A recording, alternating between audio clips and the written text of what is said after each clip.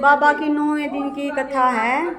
आज ही बाबा की कथा पूरी हो जाएगी, क्योंकि कल 18 तारीख को कलश उठेंगे बाबा के, और कलशों की माला सेवक सारे मिलकर बना रहे हैं।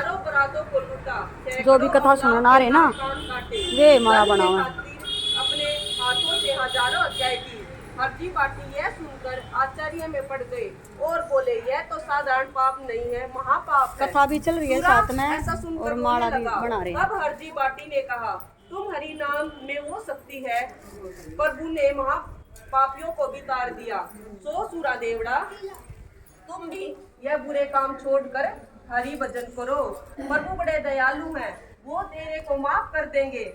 तब सूरा देवड़ा बोला, हे हरजी बाटी, आप ही मुझे बचा सकते हैं।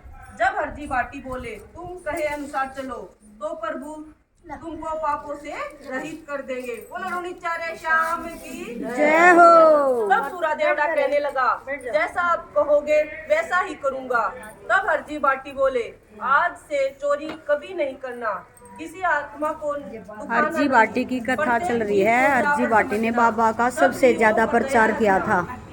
मन का मोह माया काम क्रोध से दूर रखना, और प्रभु का सुमरन करते रहना, और साधु संतों और गुरुओं की सेवा करना। उसी दिन से सूरा देवड़ा धीरे धीरे दुर्जनता छोड़कर सज्जनता ग्रहण करने लगा। बुरे मार्ग को छोड़कर सत्मार्ग पर चलने लगा। रोज सवेरे और शाम प्रभु सुमरन करता रहा, तो उसके पाप नष्ट होते रहे, और वो सूरा देवड़ा लुटेरा हरजी बाटी के उपदेश से भगवान श्री रामदेव जी का भक्त बन गया, और भगवान श्री रामदेव जी मंदिर बनाकर पूजने लगा। ये चमत्कार दिए बाबा ने। बाबा रामदेव जय हो, जय हो। जय है भक्त दल्ला सेठ। बाबा श्री रामदेव द्वारा दल्ला सेठ को पर्चा। मध्य प्रदेश के मोहनगढ़ गांव में एक सेठ रहता था, जिसका नाम दल्ला था। सेठ दल्ला के धन की कोई कमी नहीं थी। दल्ला भगवान रामदेव जी का परम भक्त था। रोजाना दूज के दिन अपने घर भगवान श्री रामदेव जी की पूजा करता था। दल्ला सेठ की स्त्री बड़ी सुखी पतिव्रता थी। जय बाबा की बेटा। हाँ, इब लिखेंगे बेटा, बैठ जाओ।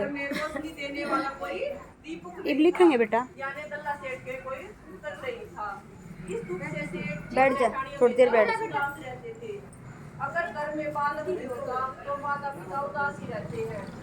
एक दिन भगवान रामदेव जी ने दल्ला सेठ से कृपा की और साधु का रूप बनाकर दल्ला सेठ के घर अलग जगाई।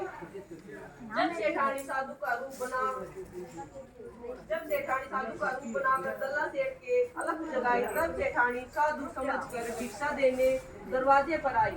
सेठानी के चेहरे पर उदासी देखकर साधु ने कहा, हे बहन, तुम्हारे पर भगवान की दया है, तुम्हारे धन की कोई कमी नहीं है, फिर भी तुम्हारे चेहरे पर उदासी क्यों है?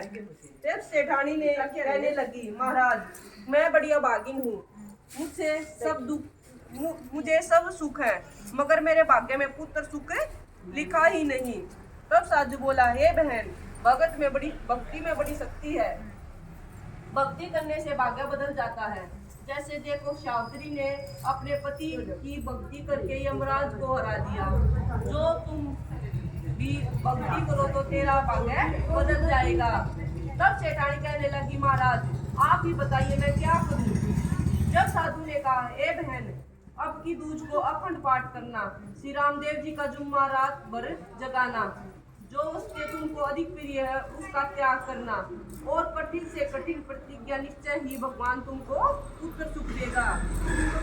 कर्म करना मनुष्य का कर्तव्य है, भाग्य का दोष देना कायरों का काम है।